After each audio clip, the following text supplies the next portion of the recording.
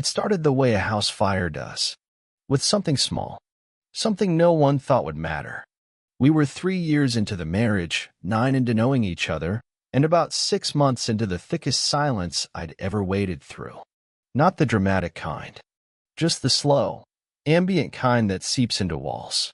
We still ate dinner at the same table, still texted when we were late, still touched each other in passing, like people who hadn't forgotten how, just forgotten why. That night, I was drinking. Not heavily, just enough. We'd had a dumb argument about dishes or bills. Whatever it was, I can't even remember now, which tells you how real it was. She was pacing, arms crossed, lips pressed so tight they might as well have been stapled shut. I said something mean.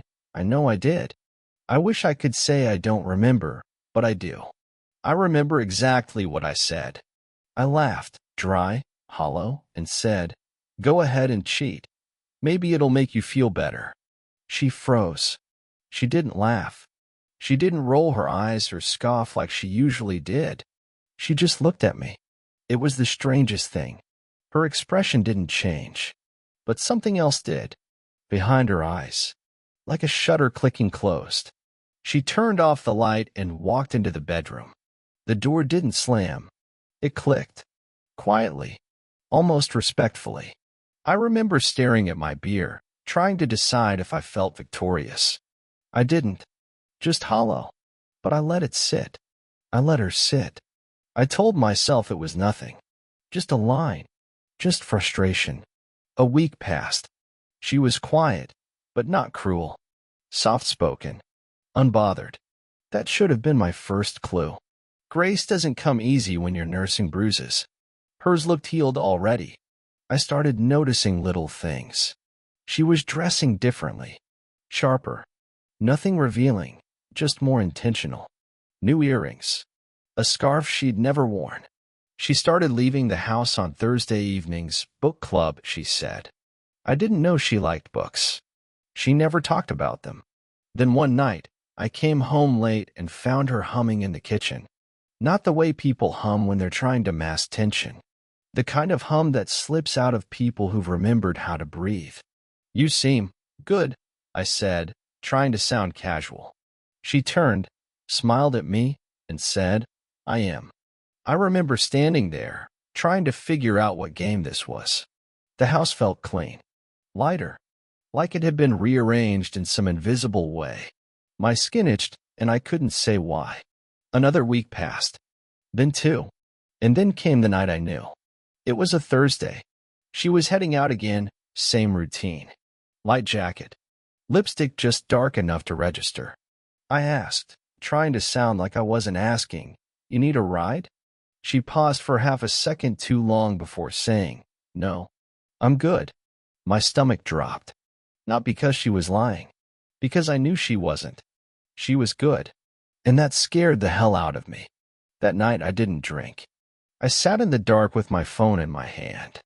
My thumb hovered over her location, sharing on the app she forgot I had access to. I hadn't checked it in months. I tapped it. Watched the pin settle on a street I didn't recognize. Not a bookstore. Not even close. She came home at 11:17. Hair perfect. No guilt on her face. Just calm. "How was book club?" I asked. She smiled.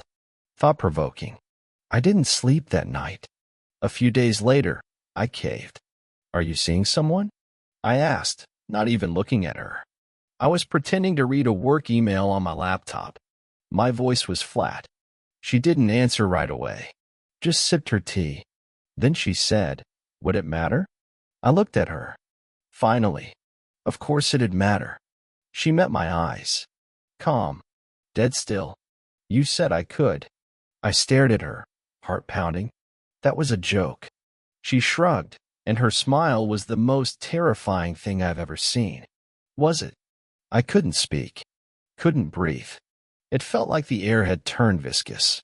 She stood up, took her mug to the sink, rinsed it like we were just roommates winding down for the night. "I didn't hide it," she said. "I've been honest. You just didn't ask the right questions." I followed her into the kitchen, the room too bright, too sterile. What does that even mean? She turned to me. It means I'm not the only one who quit this marriage. You just did it first. I just followed through. It wasn't rage I felt. Not at first. Just this, slow, crashing silence. Like something breaking underwater. I wanted to say it wasn't fair. That she should have said something. That we could have worked it out. But I didn't. Because I knew the truth. I sowed. She reaped. And the worst part? I couldn't even argue. His name was Ben. I found out through an accident. Not a dramatic one. Just a missed detail. A receipt she left in the pocket of her coat. It fell out when I moved it off the back of a chair. One of those quiet little moments that don't feel important until they are. It was for 2 drinks, a meal, and something that made my skin crawl. 1 room, deluxe king. A hotel less than 20 minutes from our house. At first, I told myself it could have been anything. A mistake. A reservation she never used. But I knew better. My gut knew. And the timestamp 2 Thursdays ago confirmed what my gut already suspected. I waited until she was in the shower. I pulled the receipt out from the trash where I'd tucked it earlier. I sat at the kitchen table staring at it like it might change. It didn't. That night, I didn't confront her. I couldn't. Not yet. I was still cataloging the pieces. Still adjusting to the shape of this new reality. The idea that my wife, the woman who once cried when I forgot our anniversary, had rented a hotel room in the city for a man I didn't know. I started digging. I knew the place. It wasn't some seedy roadside inn. It was upscale. Discreet. The kind of place where you pay for silence and fresh linen. I drove there the next Thursday. Parked across the street in the kind of rain that makes the world feel slow and hollowed out. She arrived at 6:12 p.m. Wearing the blue coat she said made her feel confident. Her hair curled, the way she never wore it for me anymore. I watched her check in. Her smile was light, easy, practiced. He showed up 10 minutes later. Tall, confident. One of those faces that looks clean even in the dark. He kissed her cheek. She laughed. They disappeared into the elevator. I sat in my car for 47 minutes, the engine idling. My knuckles ached from gripping the steering wheel. My stomach felt like it had been carved out with something dull. I didn't follow. I didn't make a scene. I just drove home, windows fogged, headlights bouncing off puddles. When she came back, her eyes were bright. Her voice was soft. She asked how my day was. I said fine. She kissed my cheek, said she was going to read in bed. I couldn't move. I stood in the hallway after she passed, staring at the spot where she'd kissed me. My cheek burned like it had been branded. Over the next week, I did everything a man does when he's been replaced but hasn't accepted it yet. I checked her messages when she left her phone unlocked. I followed her car once. I watched the hotel again, but from a different angle. A different parking lot. Farther away. I learned his last name. Parrish. He worked in finance. Divorced. No kids. Ran marathons and liked French cinema. A LinkedIn profile gave me most of that. The rest, I pieced together through small signs. Hints she didn't mean to leave behind. A restaurant reservation under Ben P. A scarf I didn't recognize that still carried a scent I couldn't place. Lavender and something sharp. His cologne, probably. She was careful, but not careful enough. The worst part wasn't that she was cheating. It was that she was happy. She laughed more. Walked lighter. Woke up humming some mornings like the world had been washed clean. I used to be the reason she smiled like that. Now I was just the background noise. I asked myself, over and over, what I was supposed to do. Rage? Cry? Throw her things onto the lawn like some midlife soap opera cliché? I did none of those things. Instead, I cleaned the garage, organized my files, stared at the wedding photos still hanging above our bed and wondered when her eyes had stopped looking at me in it. I started printing out the receipts, screenshots, notes, dates, a timeline that read more like an obituary, something I could hold in my hand when the silence got too loud. But here's the thing. I didn't want revenge. Not yet. I wanted understanding. Not from her. From myself. I wanted to know the exact moment she stopped being mine. Not the cheating. Before that. The moment she looked at me and saw something that no longer stirred her. And then I remembered. It was a dinner. 6 months ago. She made pasta and spilled a little sauce on her blouse. I laughed, teasing, affectionate, I thought. Told her it looked like she got in a fight with the marinara and lost. She didn't smile. Just went quiet. Cleaned it off. Said nothing for the rest of the meal. That night, I rolled over to touch her, and she pulled away without even waking up. I didn't say anything then. I just stared at the ceiling. That's when it started, I think. Not with Ben. With that moment. That tiny, stupid moment when she stopped feeling safe with me. The joke about cheating was just the final nail. Now she was his. At least in the ways that mattered. I didn't know what to do with that. So I just kept going. Letting her come and go. Letting her kiss my cheek with a mouth that still tasted of someone else. Letting her sleep beside me, warm and peaceful, while I lay awake tracing the shape of the man-shaped hole I'd made with my own words. It was a Sunday afternoon when everything shifted. Not in the dramatic sense. Not with a scream, or a slap, or a suitcase dropped on the floor. It was subtle, almost polite. The kind of moment that sneaks past you, only to hit you in the chest later when you're alone. We were sitting in the backyard. She was reading. I was pretending to watch a game on my phone, though the screen was just a blur of color and noise. I could feel her calm beside me, like a weather pattern I couldn't predict anymore. She reached for her glass of water. Her fingers brushed mine. I didn't move. She said, "You've been quiet lately." I shrugged. Nothing to say. She nodded. Didn't press. That hurt more than if she had. A long silence settled in. Birds chirping. A lawn mower humming somewhere down the street. Then she said it, softly, like she was wondering out loud. "Do you think we should separate?" I didn't look at her. Not right away. I stared at the cracked line in the patio stone beneath my feet. The way the weed had forced its way through. "Are you asking?" I said finally. "Or are you telling me you already have?" Her gaze didn't waver. "I'm asking." I turned to her then. Really looked at her. She didn't look guilty. She didn't look triumphant. She looked tired. But not in a broken way. In a finished way. "Why now?" I asked. "You're already with him." That was the first time I said it out loud. She didn't flinch. "I'm not," she said. "Not anymore." I blinked. "You ended it?" She nodded once. "A week ago."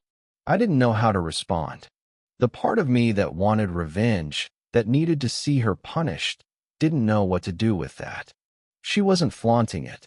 She wasn't even apologizing. She was just done. "Why?"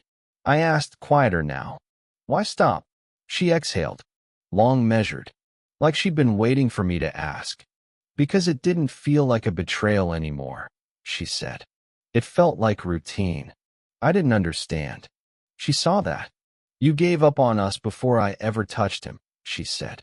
"It started the day you stopped talking to me like I mattered. The day you turned every conversation into a weapon." I opened my mouth. Closed it. "I didn't cheat to punish you," she continued. "I did it because I felt invisible.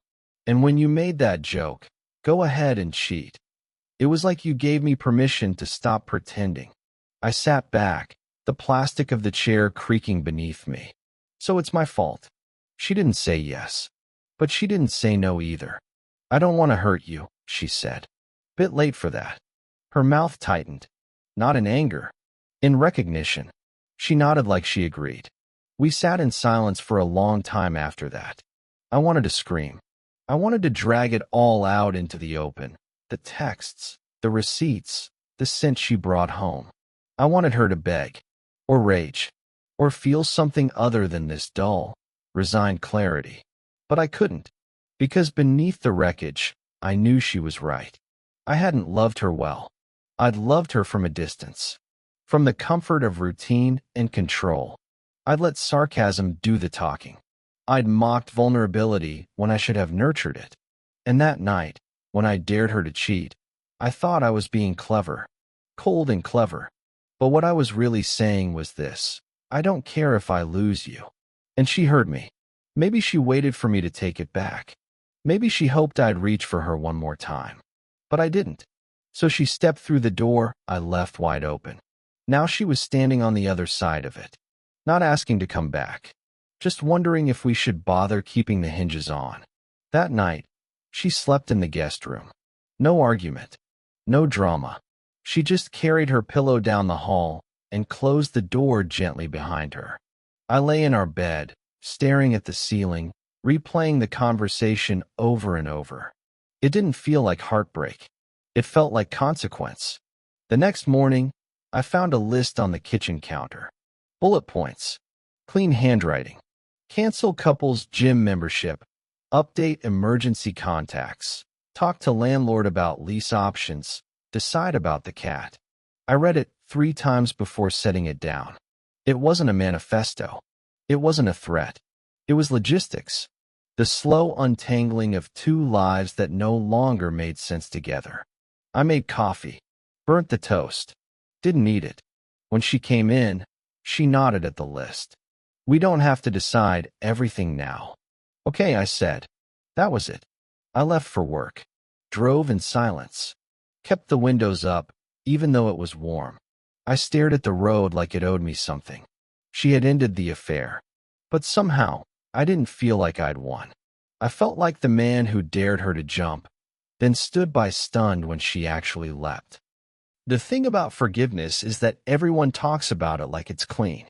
Like it's this noble thing you hand to someone with a bow on top and everything resets. But that's not what it is. Not really. Sometimes forgiveness is just forgetting how angry you meant to be. Sometimes it's just exhaustion. We started living like roommates.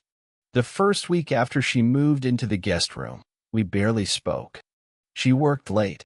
I got into the habit of eating alone. We left each other notes for things like laundry cycles or groceries, and those notes carried more tenderness than our actual conversations ever did. But something strange happened on the 3rd Sunday after our conversation in the backyard. I was in the living room, staring at the television but not watching it. Just sound and flicker. She came in wearing a faded hoodie, her hair pulled back. No makeup, more herself than I'd seen in months. "Can I sit?" she asked. I nodded. She sat at the edge of the couch, like she didn't know if she was allowed to settle in. Her hands fidgeted with the strings of the hoodie. I waited. Then she asked me something I never expected. "What did you mean, really, when you said that? About cheating?"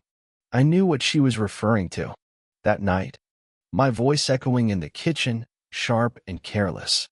I almost lied. Said I didn't mean it. Said it was just a joke like I claimed at the time. But I didn't lie. "I think I wanted to hurt you," I said. "I think I wanted you to feel how alone I felt." She looked down at her lap. "And now, I feel exactly that. Alone." She nodded. Slowly. "Me too." We sat like that for a long time. She didn't apologize. I didn't either. Maybe that would have been easier, cleaner. But this wasn't a movie. It wasn't about a single tearful moment where everything gets resolved. It was a long, slow unpacking of guilt.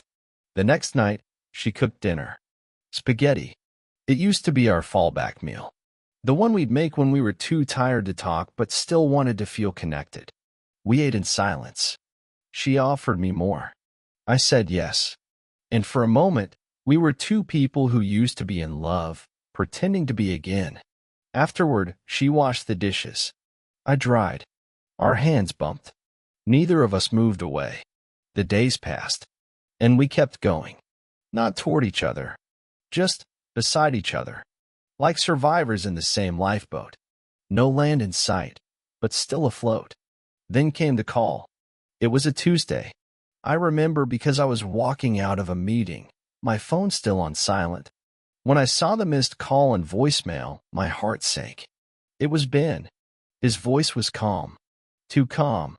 "I know you probably don't want to hear from me, but I figured you should know. She came to see me today. Not for what you think. She just apologized. Told me it was over for good. That she was staying with you. I played the voicemail twice. I didn't know whether to be angry or grateful. That night, I asked her about it. She didn't deny it. She didn't explain it either. I needed to close it, she said. For myself. Why? Her eyes flicked to mine, then away. Because I think I still love you. And I needed to know if that was real or just guilt. I didn't respond. I couldn't. My mind was a carousel of questions and second-guessing. Did I want her to love me? Did I even believe her? But the truth was, I didn't know how to stop loving her either. That night, she stayed in the guest room, but she left the door open. I stood in the hallway for a long time, looking at that open door like it was a test, or maybe a trap. I didn't go in. Not that night, but I dreamed of her.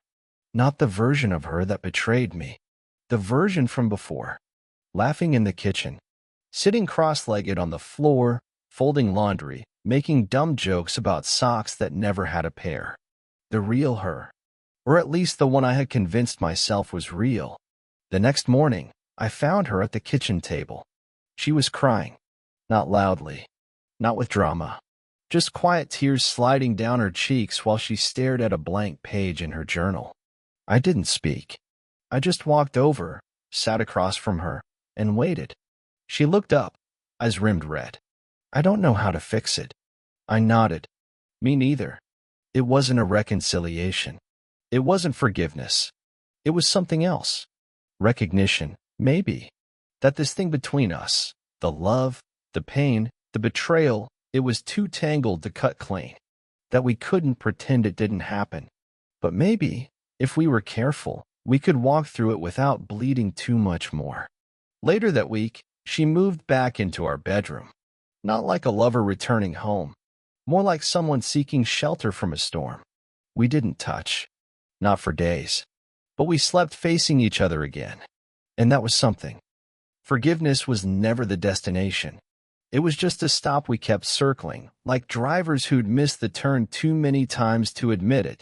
What I really wanted, what I'd wanted all along, was understanding. Not the kind she could offer. The kind I had to carve out of the mess myself. The first night she returned to our bed, I didn't sleep. I lay there listening to her breathe, watching the ceiling fade from black to blue with the slow approach of morning. I wasn't angry anymore. That was the strange part. The rage had hollowed itself out. What was left wasn't forgiveness. It was something colder. Something still.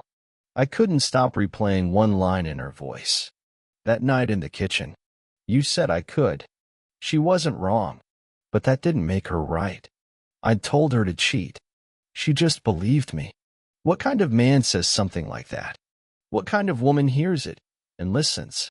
I started digging again. Not into her. Into me. I went back through our old texts.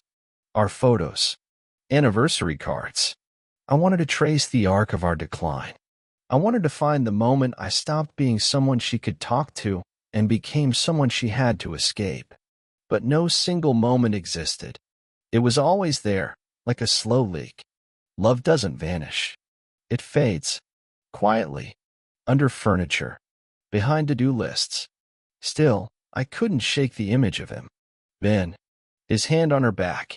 The way she tilted her head just slightly when she laughed. That was mine once.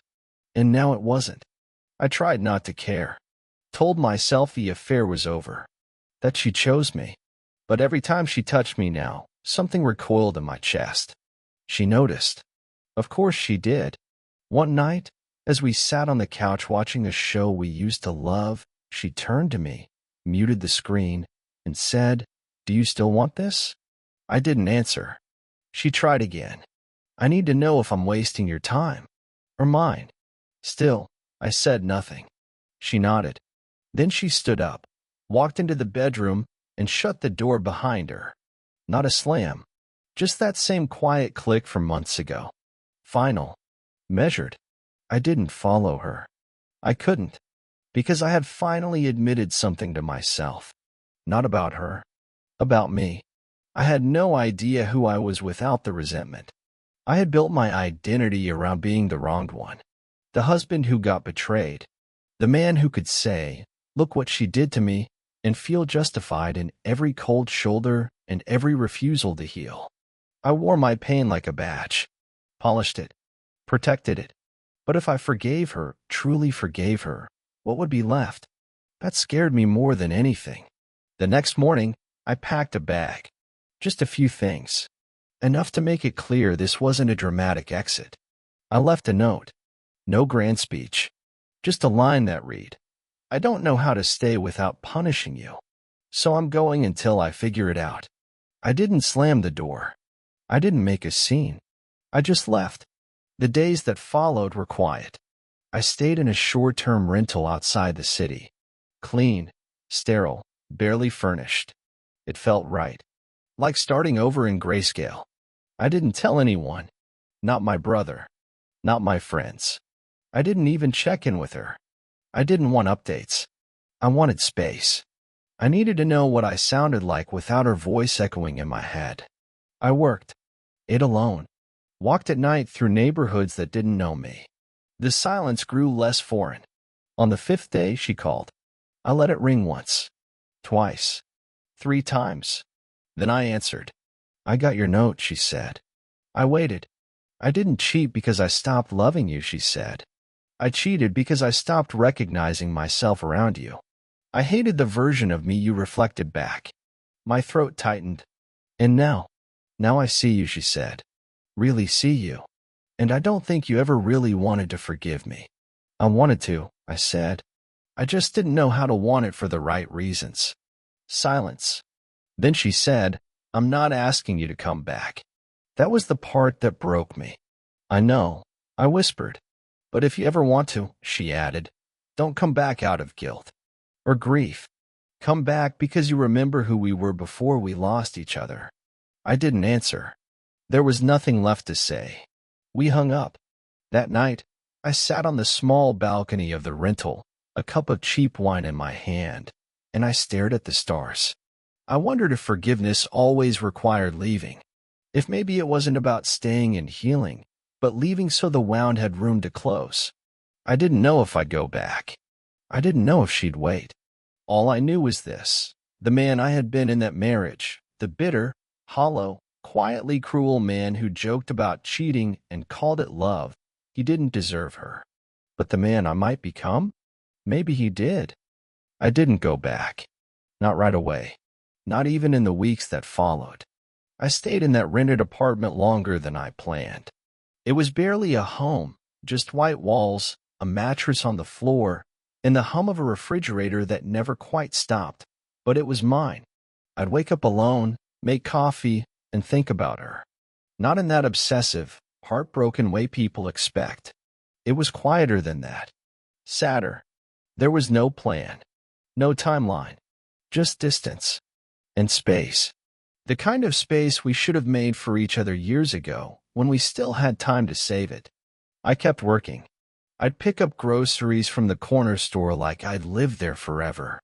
Walked to the same park every evening and sat on the same bench.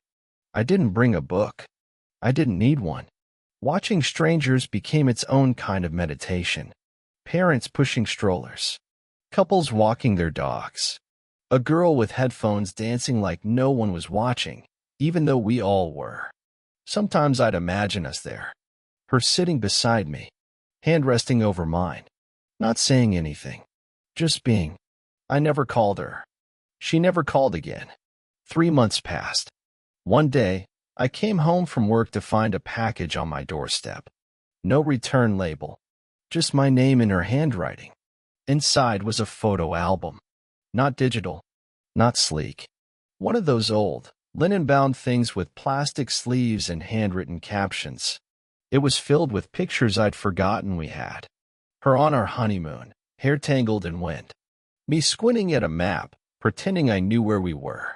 Us on the couch that first fall, her feet in my lap.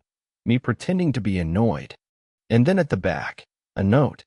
It read, "I'm not sending this to bring you back, Dot.